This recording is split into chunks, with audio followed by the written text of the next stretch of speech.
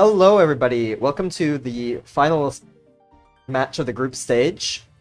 We have tonight with us Wunvy and Oa facing off in Group C to decide who will be the final top 8 player in the tournament.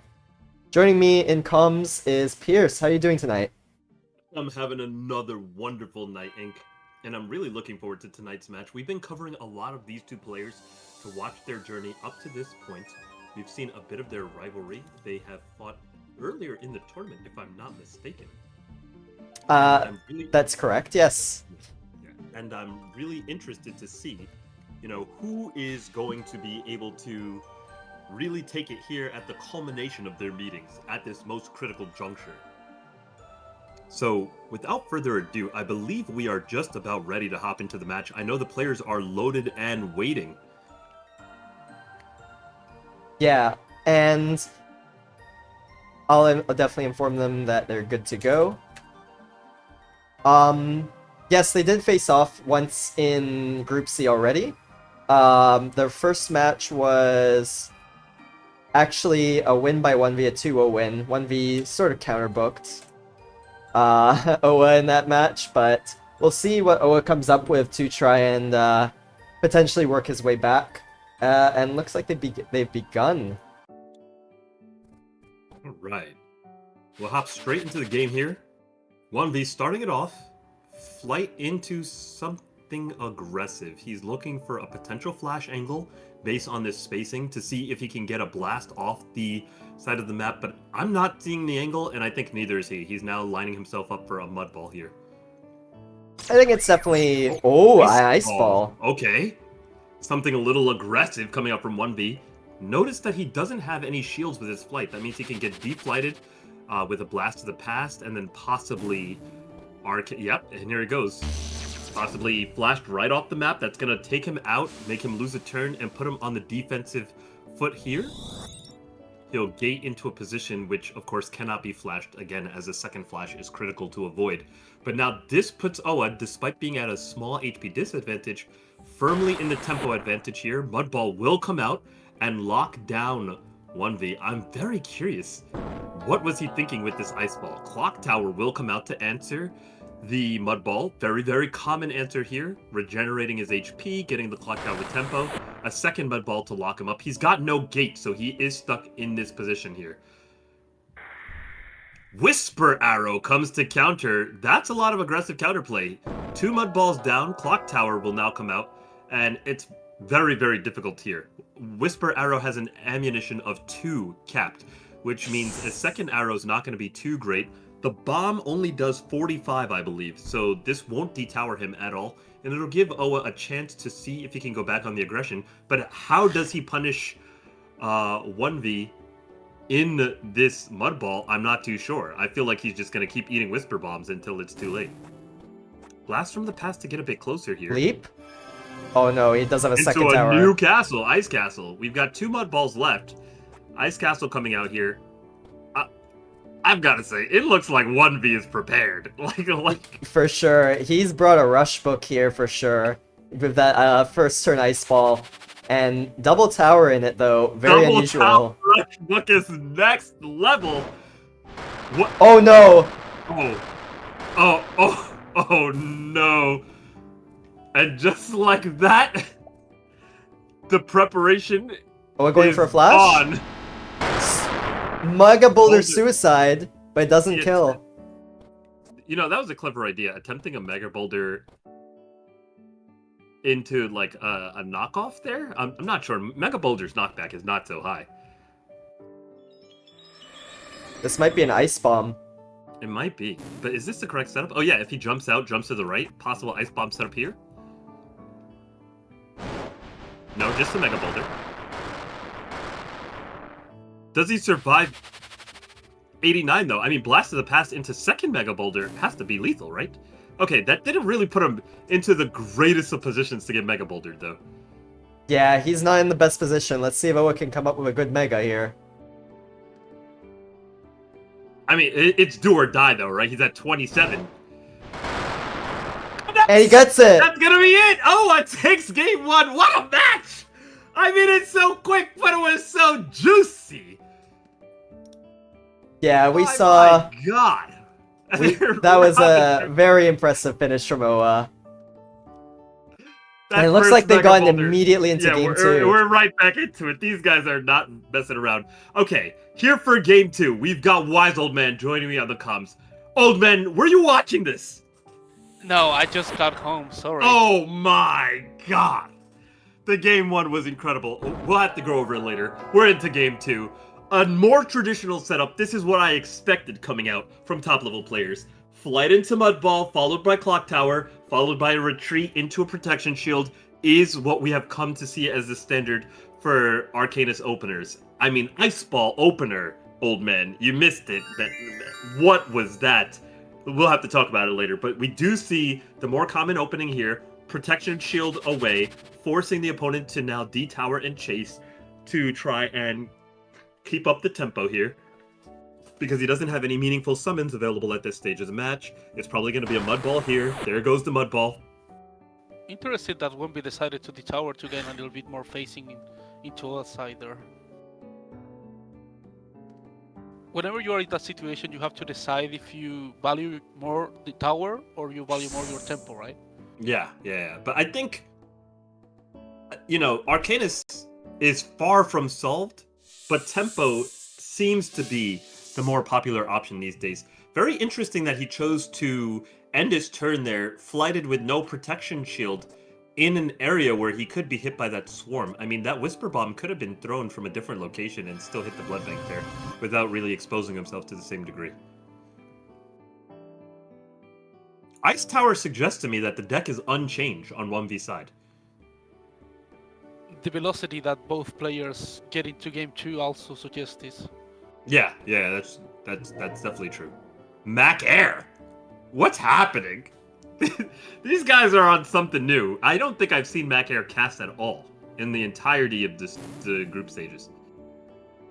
Yo, does he land this? Okay, it's a pebble. It's a pebble. He did not land it, by the way. It was a whiff. It was a whiffed pebble. And he's tagged for yet another 15. A lot of mileage off this swarm here. Now we're off to the races. We're flying. Does he hit the long range pebble? No, he's got to be summoning something, right? He D-towers. And retowers? And retowers! I guess he's just satisfied to maintain the tempo advantage of his swarm? What's your thoughts on that, old man? Why switch towers there? Isn't the Mac Air just superior in terms of mobility? His opponent is towered, so he had the spacing necessary to... he can move anywhere while his opponent is towered anyways in the Mac Air. What was the point of switching to Clock Tower? What do you think? Absolutely, but I think OAS Mac Air was in range of a BFTP detowering, I think, if I'm not wrong. I think it was one BFTP away from getting the tower, I think. So you think he just wanted the health, is what you're saying? Yeah. I see. Okay, Deluge comes down. Why did that Deluge not detower? Am I just bad at counting? Doesn't Deluge deal like 80 damage? Did it miss? Maybe it missed 2 drops. Protection right? shield. Okay. Had protection shield. Very good. And regarding the Mac Air, the tower, he was only at 5 health on the Mac Air, so Yeah. one BFTP. Yeah. Yeah, good call, old man, and good call, Link as well. All right, looks like 1V's getting himself active here. Or active enough. Tower's a little bit closer. He said, "Baby, I miss you. Come back. We can tell time together. Count down the hours until our faithful reunion, where we start launching actual fatal spells at each other and blowing each other into the next realm." Meanwhile, the Swarm, still getting plenty of mileage here. The Ice Ball costing him. A miss on the tempo and a miss on his continued HP. Yeah, so basically here's dominated by the controlling side of the game. He has 2 swamps, he has the blood bank. Yes, What 3 minions to none. any minion, yeah. Clean Whisper. That should take out the blood bank as well as some damage on this tower here. That's it for the tower. Oa at full HP still, though. Number 1 tag. Tag through the wall. Gonna save him precious seconds on the micro of getting his minion back to safety, and it is a little difficult to land a Whisper Bomb onto that swarm, even through this wall. Here comes the Mac Air again. Both players cycling towers. They're in a different phase of the metagame than what we've seen previously. 2 towers, neither of them Sanctuary. Clock Tower and Mac Air versus Clock Tower and Ice Tower. No Sanctuaries in sight. There's the first Whisper Bomb gonna take out... Or rather, there's the Whisper Bomb to take out the first swarm. Here's the Brine. And now we're into the first Armageddon of the set, which is very rare to see in Game 2. But when you have Rush versus Rush, things can get a little spicy.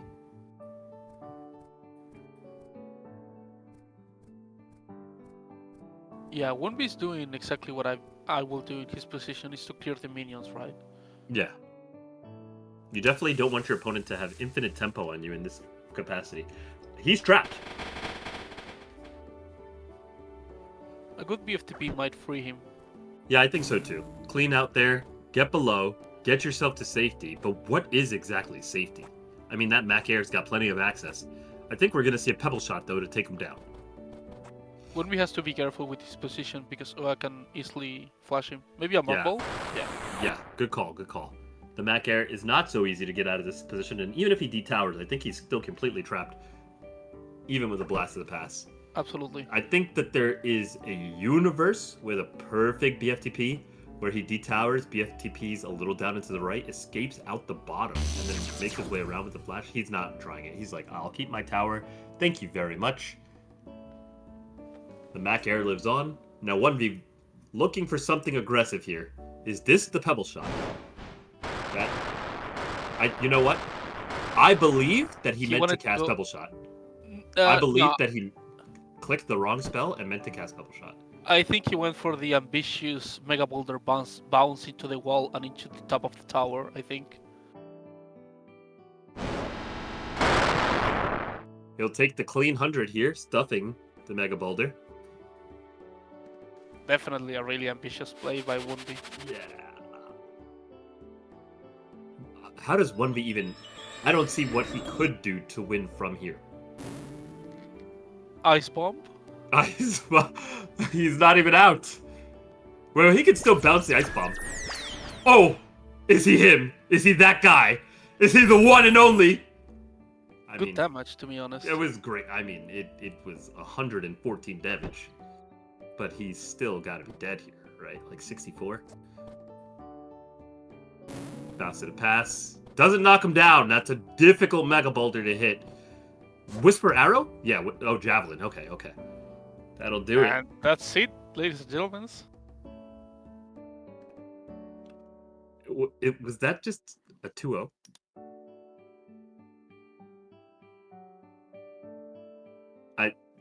Oh. Yeah, that's it pretty much. It's a 2-0 over 1v. Confirm that he meant to mod ball and not Mega Boulder. Oh, he did me. Yeah. There was just no way that he wanted to Mega Boulder there. Like, no, I respect him too much as a player to not assume that was a miscast on the spell. But congratulations to Oa for the 2-0 over 1v there. You know, and getting his revenge as well. 1v 2-0'd Oa in the earlier section of the tournament. So this was a reverse 2-0.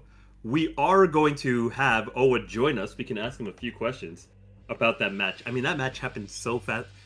You ever have something happen to you so fast that you struggle to remember it?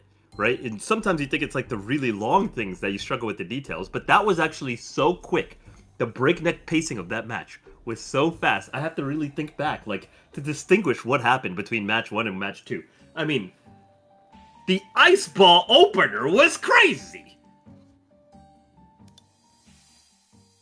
Yeah, it really was crazy. I don't think even Oa expected 1v to bring a rush book.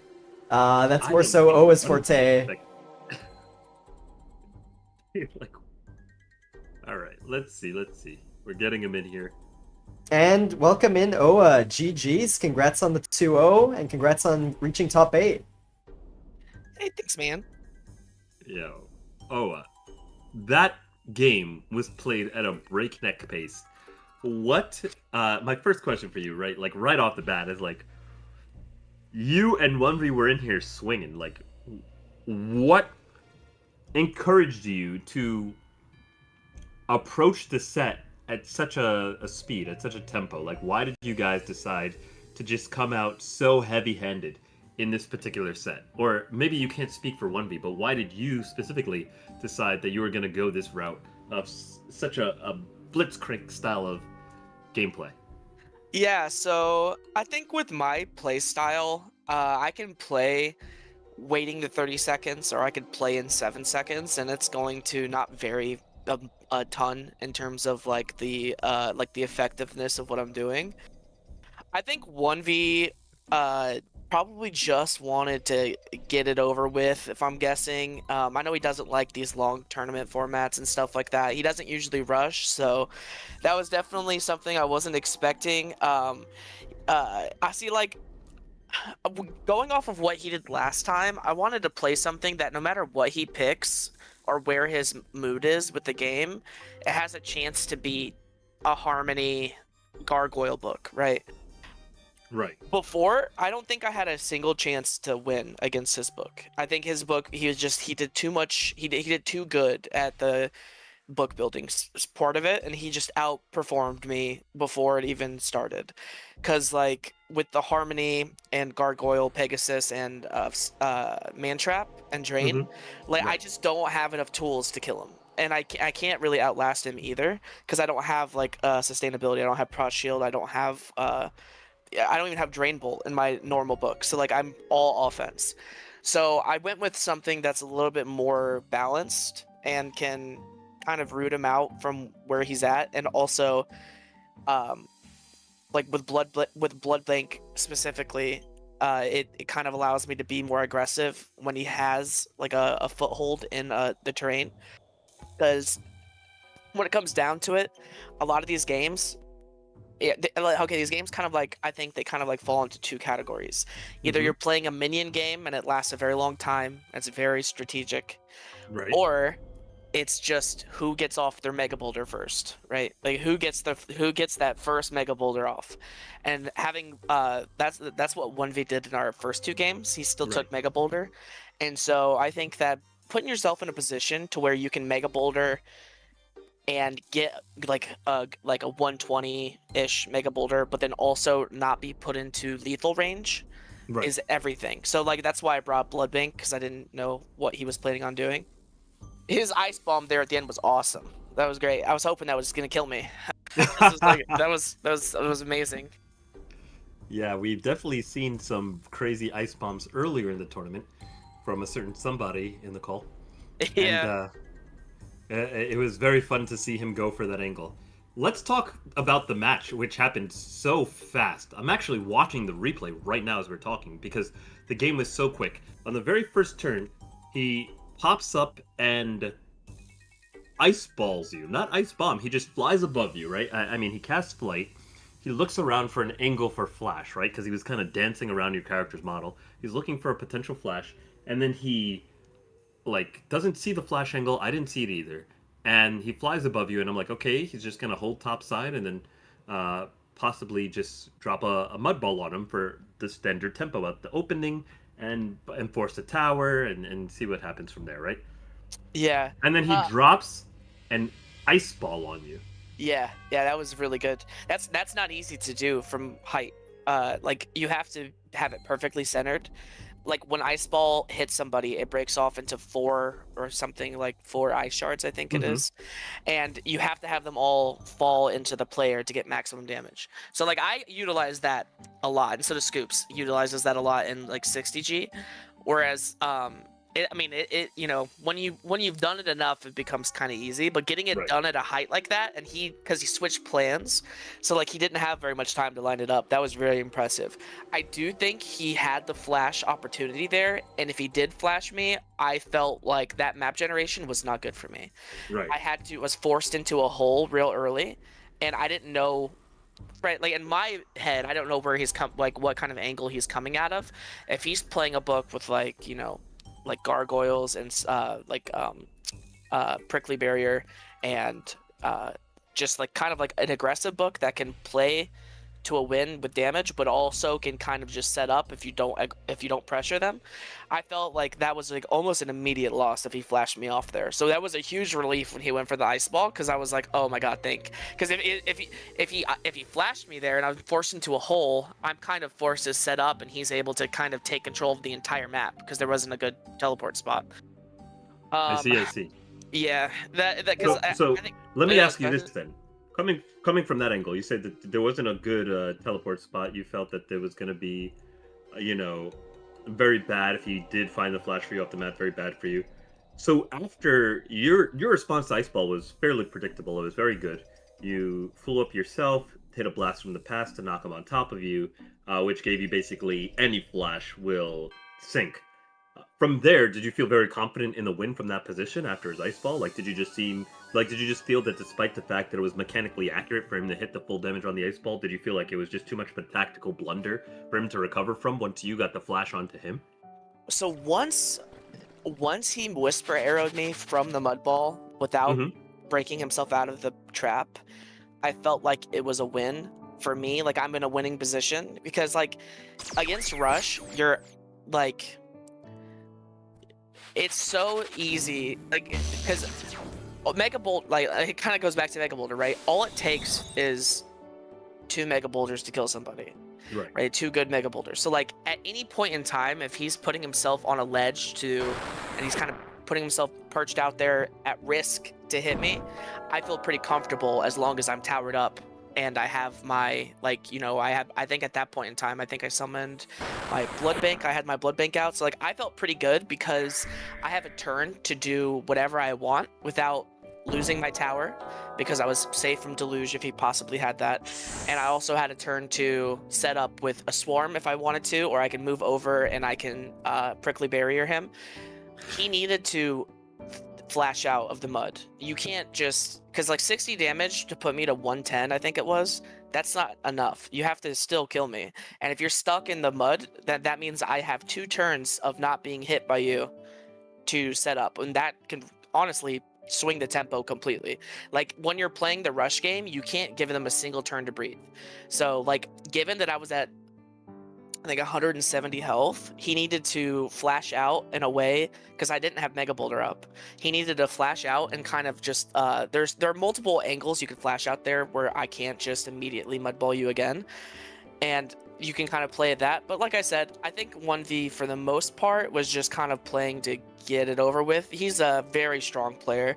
I've said that for for years. Wunvy's a very, very strong player. I mean, you saw what happened last time. He completely conked me. So, like, I think that he was just rushing, and I get that too. A lot of my losses are due to me rushing and not really thinking. Like, you saw that in game 2 where he just launched the Mega Boulder up. He definitely was trying to mudball there. Yeah, I thought he had to be Pebble Shot or Mudball for sure. It was for sure Mudball, because Pebble Shot there would have, I could have just responded with the Mega Boulder, and I had a Swarm proc and Mega Boulder, so he was losing that race. Now, I think he took Ice Bomb and Mega Boulder. That's a lot of damage. So, like, I'm glad I didn't go with because my normal rush book doesn't have that much damage. It doesn't have Mega Boulder and Ice Bomb. I just take one or the other. So I would have lost that probably. But I think for the most part, he played it pretty well. Like, he was pressuring me pretty heavily. It was just those 2 kind of like pivotal mistakes: the accidentally casting Mega Boulder instead of Mud Ball, and whisper arrowing rather than flashing out of the mud. Yeah, I definitely felt that the gameplay from both of you, outside of a couple of missed spells, I mean, we saw an ice ball go a little wide, and we saw, an accidental cast of Mega Boulder when it was meant to be Mud Ball. But in terms of like the general decision making, the general accuracy, I definitely felt a lot of power coming out from both of the players, and demonstrating that you were playing, at a much higher level than what you can traditionally expect from average Arcanist. What I guess my next question then would be is, I noticed that you both took 2 tower books, but neither of you took Sanctuary. So in this tournament so far, in the metagame up to this point, we've seen Sanctuary be extremely dominant. I would even say it's like a top 3 spell in the tournament so far in terms of overall tempo generation, performance, and just how much value it's bringing to a spell book. And to see that one of you went with Clock Tower and Ice Tower, that being Wunvy, and then you went with Clock Tower and Mac Air, if I remember correctly. What, I guess you could say, what strategy were you cooking up there? And you don't have to reveal too much if you have something hidden in the bank for the further rounds in the tournament, seeing as you're moving forward. But what kind of convinced you that you wanted to go with something along those lines? Like, why Mac Air? Why 2 towers in your rush? Like, what were you going with here? So, I know it's a little unintuitive to have 2 towers in a rush book, but actually, 2 towers is really favors rush. Like, having 1 tower is really good. I think having 2 towers is really good, and having anything over 2 towers is really bad. And the reason that is being able to, because you can tower defensively and you can tower aggressively. Being able to tower out of mud is a huge tempo play in the sense that you can kind of like, as you're pressuring them, like I think you might have saw this with Right. my game against Union, the one game where he accidentally queued. I Right. did not let him breathe for the entire game. And the way that you can guarantee that from happening, guarantee that you can kind of keep that pressure up, is by having plays like 2 towers to get out of an aggressive mud. So like if I go mud and they go, or if I go tower and they mud me, and I flash out and they mud me, now I can't really flash out again if I only have 1 tower, because then they get to mud me and detower me, and now I'm kind of in a spot where if I flash out, I'm detowered and they can mega me, and now I'm losing that race. Right. So having 2 towers to be able to break out of mud pretty much indefinitely is I think it's pretty good. Now, as far as 1v goes, I kind of assumed he had Ice Tower once he Ice Balled me, because Right. you're not taking Ice Ball, you're taking Ice Bomb, right? So, like, I knew he had Ice Bomb. So, like, I knew he had Ice Bomb, and, like, with that, usually you take Ice Shield to set it up, which is what he had, and that's just kind of like a pretty slots in pretty nicely. I don't think Frost Tower is that good on this map. You know, of course, it's Right. I do think you're right. I think Sanctuary probably is the best tower on this map, because a lot of people play with Shock Shield, and like Shock Shield and Flight Prot they're both so huge on this map. And also Sanctuary is a giant tower, right? So like you Right. clear out a bunch of land when you Sanctuary, and I think that's also important. But like 1v's towers, I found them to be pretty aggressive. Like those are 2 towers that's like, he's only ever using the Ice Tower to get a look on damaging me, which is what he did there at the end, right? Like it's a buffer. He just used it to get out of mud. That's it.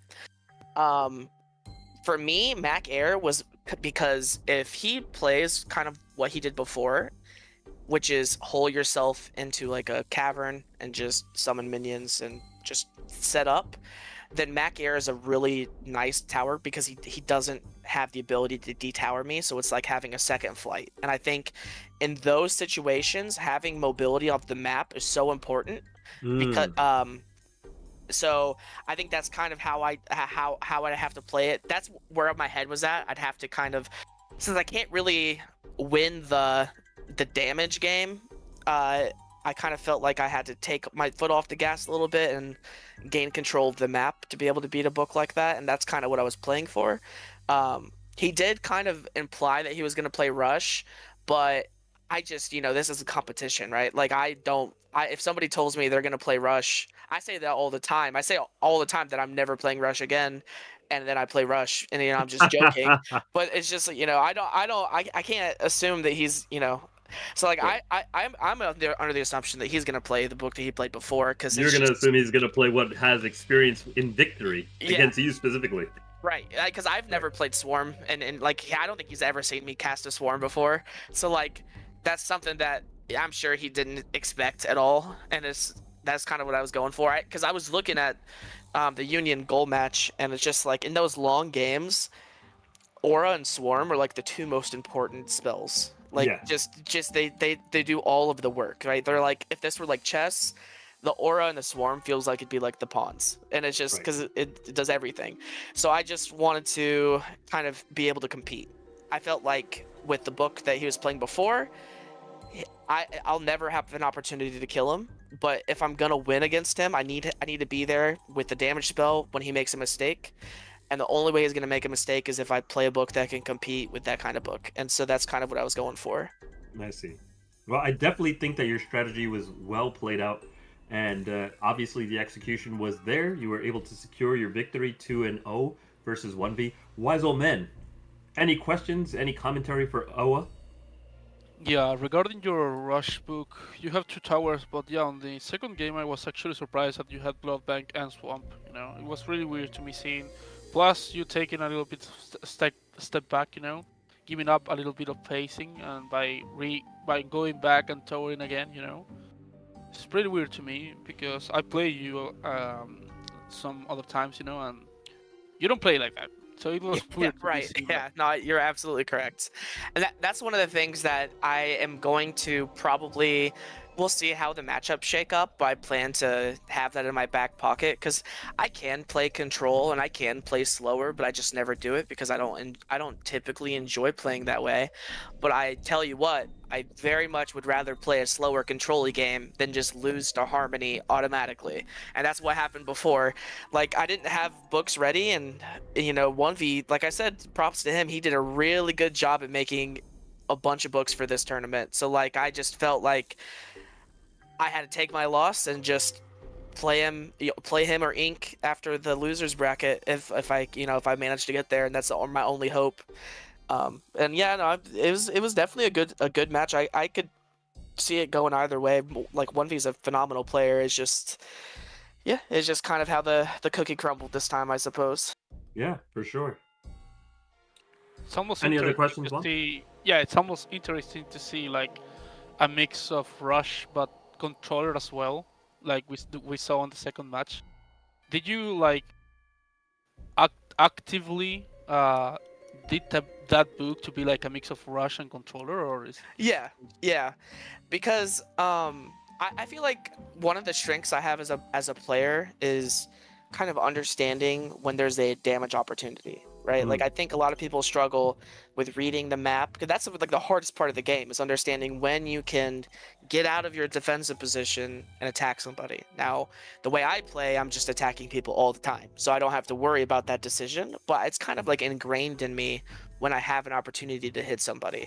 So I kind of built that book with like I can kind of do either thing if I need to. If he has a more aggressive book, that's fine. I can play ball. If he doesn't, that's okay. I can set up with Blood Bank. I can set up with Spear. You know, I can start getting the spear damage going, and yeah, it ended up working out. And I hope to kind of revise it a little bit depending on who I'm against as well. it was really interesting? Yeah, I totally agree. I wasn't expecting it.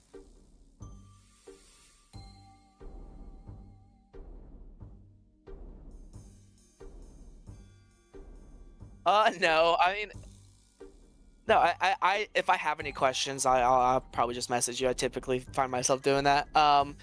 But no, for the most part, I just assume you're gonna, reseed everybody, make a new bracket, and start. And I think is it best of 3 until the very finals, and then that's what, best of 5, I'm guessing?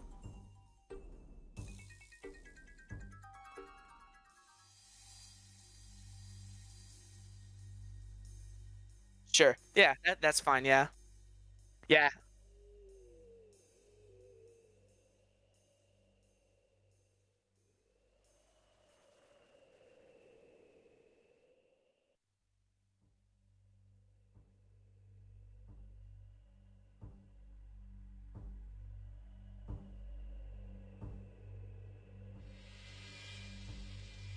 Yeah, sure. I can't wait to get paired against Goal or Cryo and just immediately my heart sinks. Sorry. My apologies. I was muted on stream.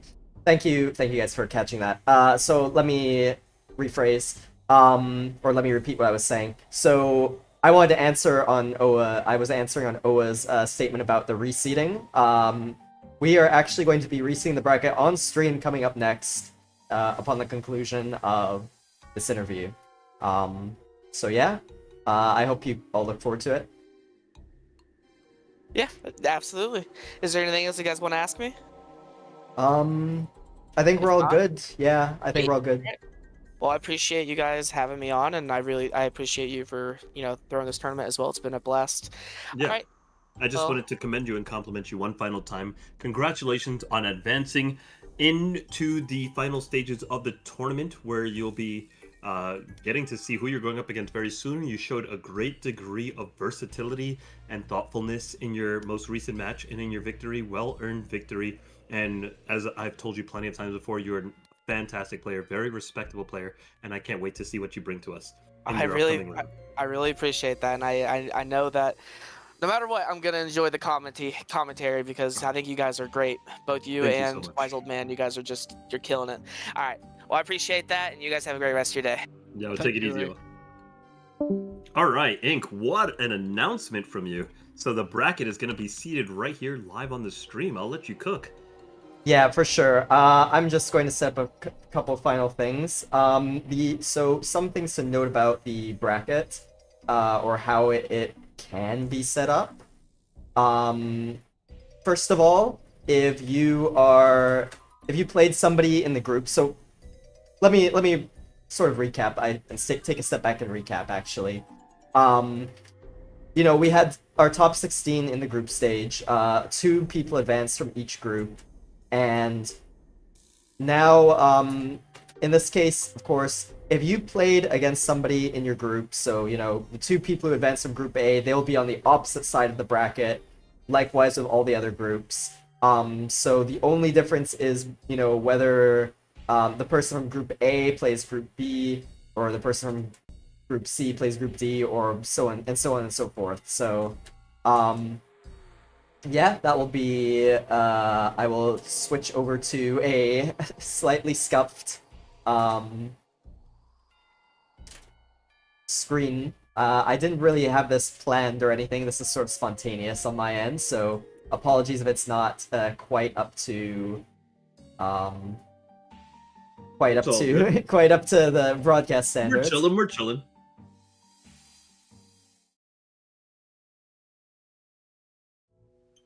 One second.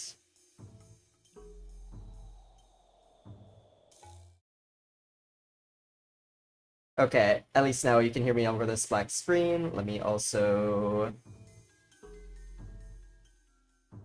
fix this.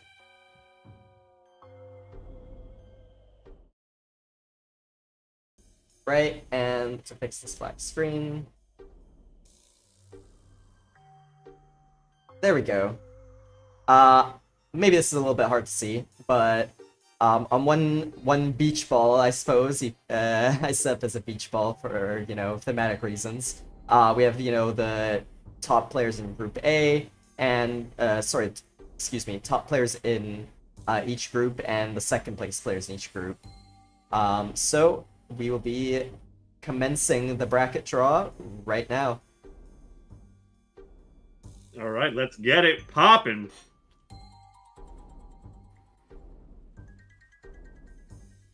So our first draw is going to be Ploop Ploop.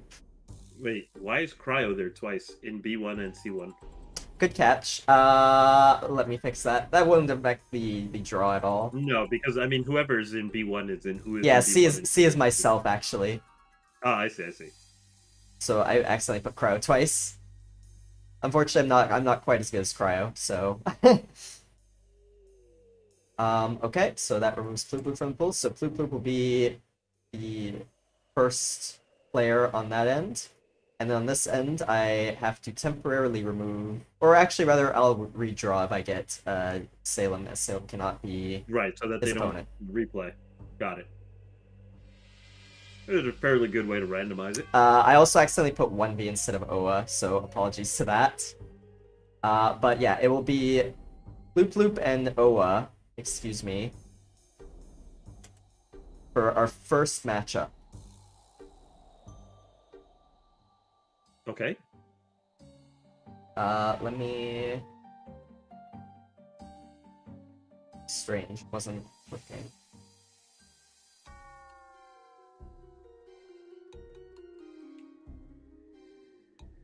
Okay. Bloop Bloop and Oa. Now, something to note is that the next person to be drawn cannot be Salem from second side. So we will see the first side. And also, I cannot be drawn on this side either. So it will either be Union or Cryo.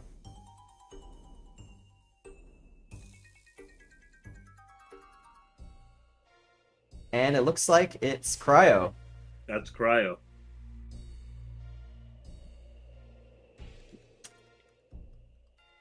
Man, am I looking forward to watching Cryo play some games. Yeah, so Cryo, and then on this side, of course, Salem cannot be drawn, so it'll be either Furbo or Gol. Or rather, it can't. I think it has to be Gol. Yes, correct. It has to be Gol, regardless. So the straw was actually relevant. The beach ball knew. Yeah. It understood the assignment. And then the only difference here for the next draw is that it is either, you know, who plays who on this side. So the one final spin on both wheels.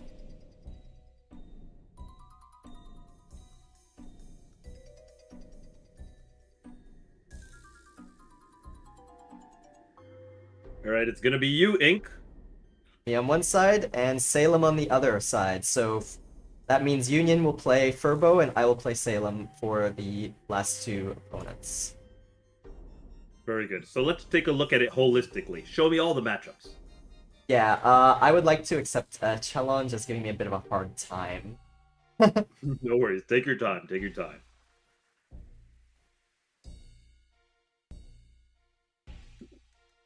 Yeah, I'm not sure. I'm having a bit of technical difficulties on the challenge end, like for the preview.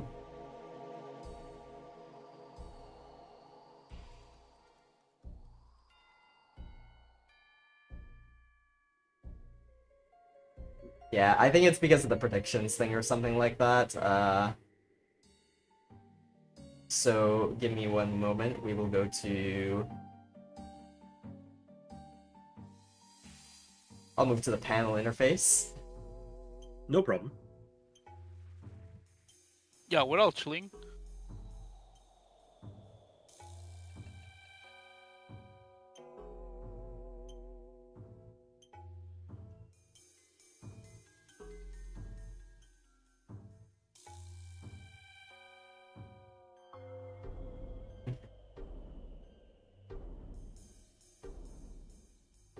You can just Oh. put it in text on the screen here. You don't have to get too complicated by showing it on the challenge. Yeah, that'd be better. That would probably be better. Okay. Yeah, because challenge is giving me like really Yeah, like just show a it lot on the of screen. We problems. can worry about challenge later. Okay, so 1 second then. Let me move over. This is panel interface.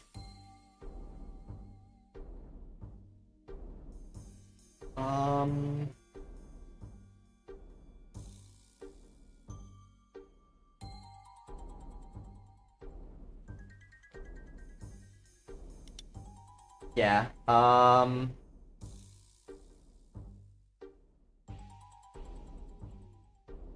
Dang, even now this is giving me a hard time.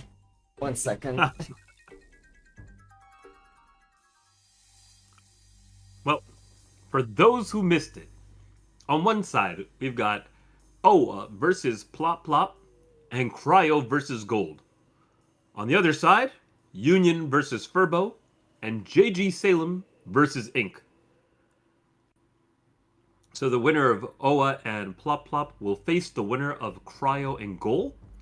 The winner of Union and Furbo will face the winner of JG Salem and Ink.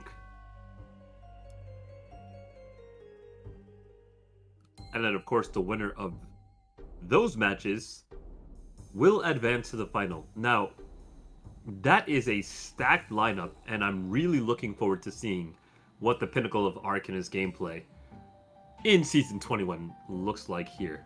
Some really interesting games we will have to cast, right, Pierce? Yeah, for sure. I'm definitely looking forward to being there for as much of this as possible. And always happy to have you join me, Wise Old Man. It's been a pleasure so far being joined by you during this tournament, throughout the group stage, and here in the bracket stage as well.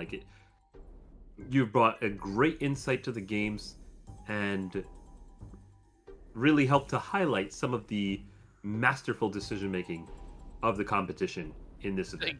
Thank you, brother. Yeah, I think we pretty much really match our energies well together. I mean, I've heard people talk about like you're so energetic and I'm so not gonna say chill, but a little bit more less energetic, you know. You have a good Okay, eye we for got the the game. bracket draw on the screen now. Took some typing. There it goes.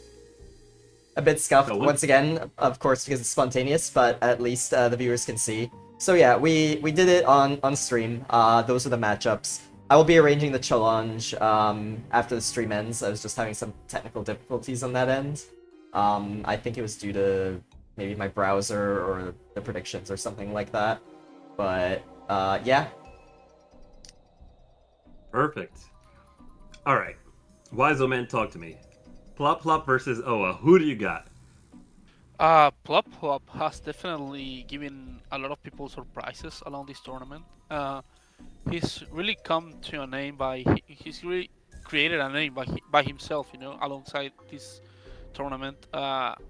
It's gonna be a really interesting match. It's all gonna come down to what Oa's play style. You know, we just saw that he can definitely switch, you know, Yeah. and he can switch really good as well. So it will definitely come to what Oa's gameplay will be. And Plop Plop, well, he can give anyone a surprise, you know. So I think it will be very interesting match. I'm not gonna say, I don't think it's gonna be a too much for one side, you know. I don't think it's gonna be one-sided match. I can definitely agree there. Every player who fought their way to the bracket draw up to this point deserves their spot for sure. Has shown an incredible amount of talent and had to overcome an incredible amount of talent to get this far, because there are plenty of absolutely fantastic players who just quite didn't make it here.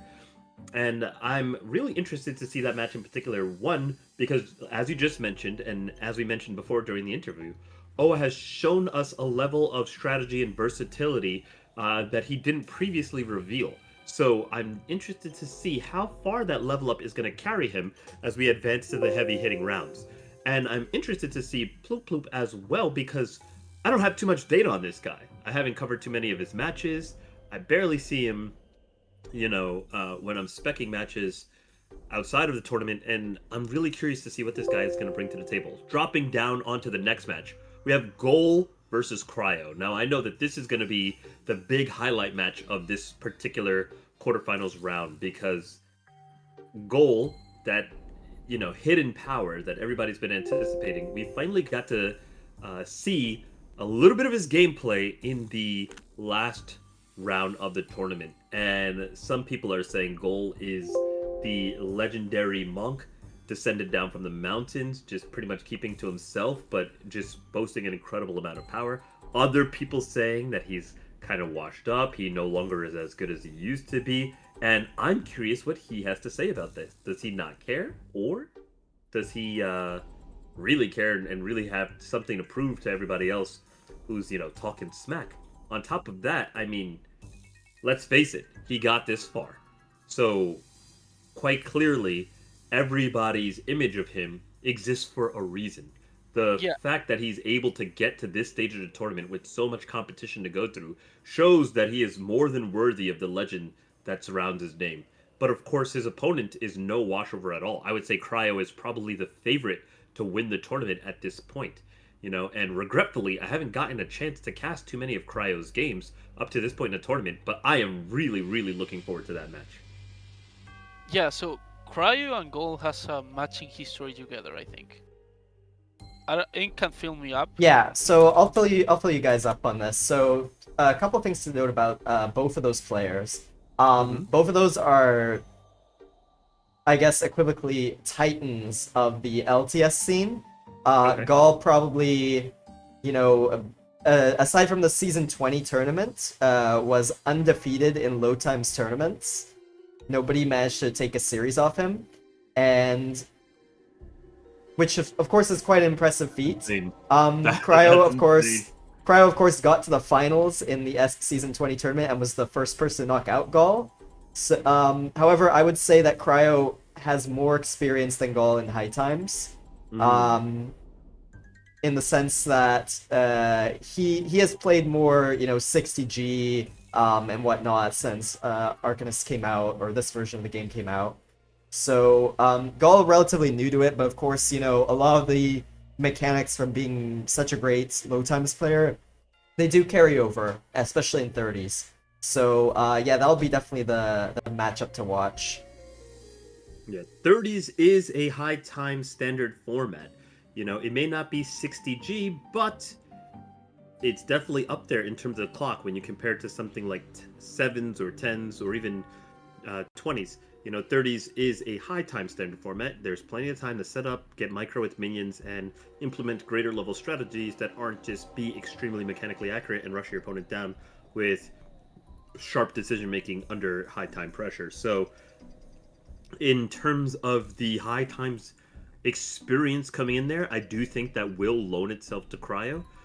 But I definitely think that Goal, for as long as he is able to prepare for the match, will be able to show us exactly why there is myth around his name. Moving down from these two players, we've got Union Tapper versus Furbo. And both of these players have done a wonderful job impressing us throughout the entirety of the tournament so far. Wom, who do you got between these two? Between Union and Furbo? Yeah.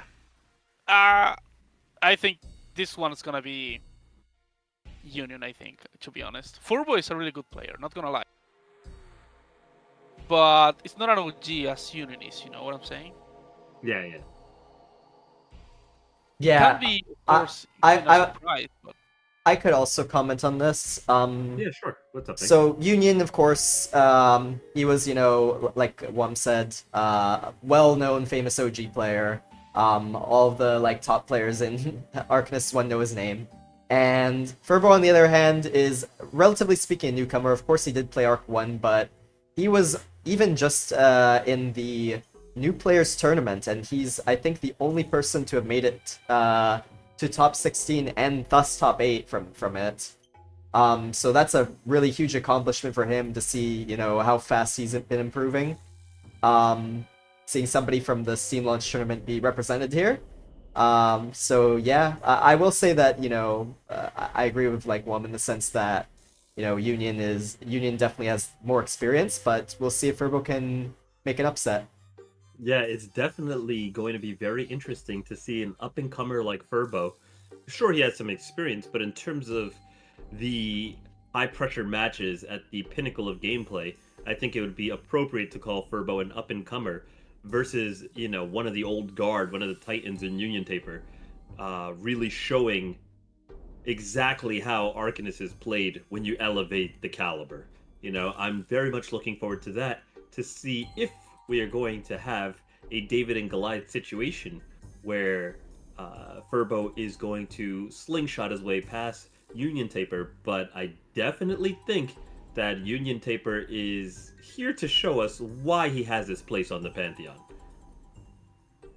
And moving past that, we've got, of course, the final match of the quarterfinals, which is Inc.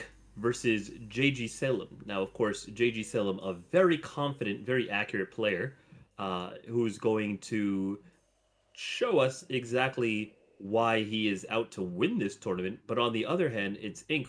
who's constantly trying to close the rank 1 gap. Wom, we're going to skip your opinion here. Inc., who do you got in that matchup? No, I won't be biased. I won't show any bias here. I'm excited to play JG Salem, of course.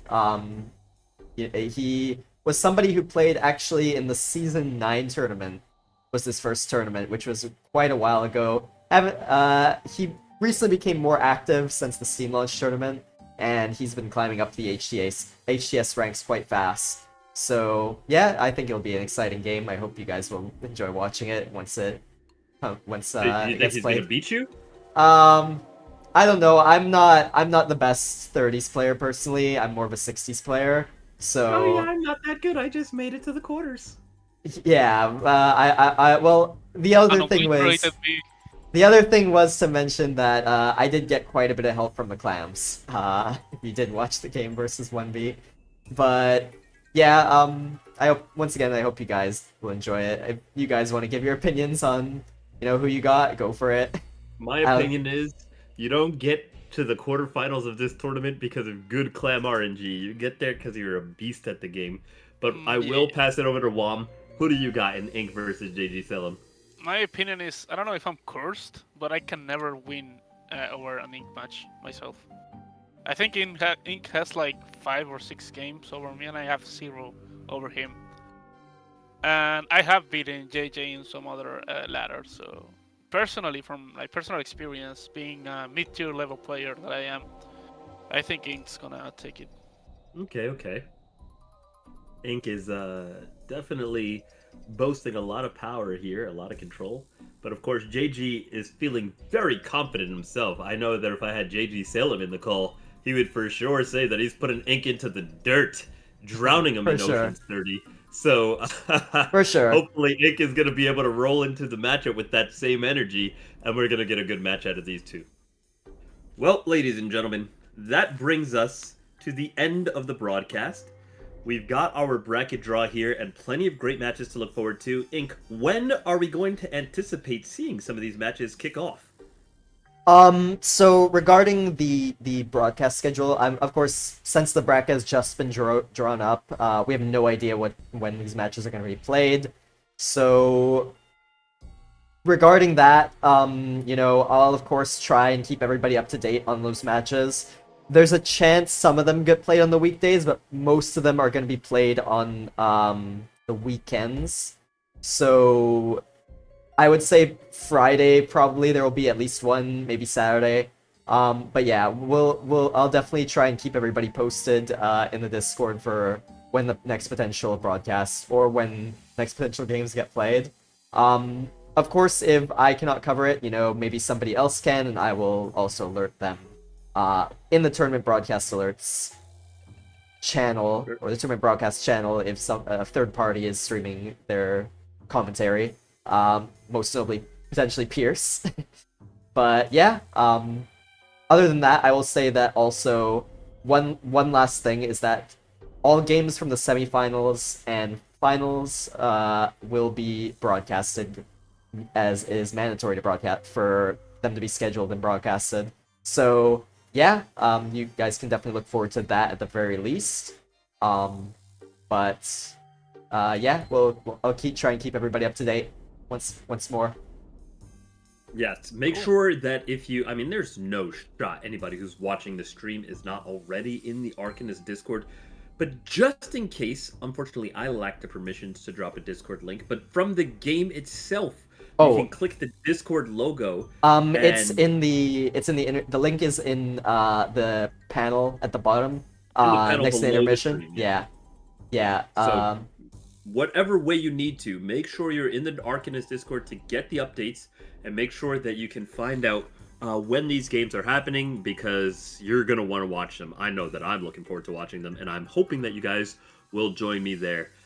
If they're not broadcast on the main channel, I will do my very best to make sure that I can broadcast them perhaps on my channel, but we're going to try and get as many of, if not all of the quarters matches out to you guys, and then as Ink just said, all of the semifinals and finals, and presumably the consolation for third place will all be streamed as well. So the finals are best of 5, the consolation is a best of 1, and all the other matches are best of 3.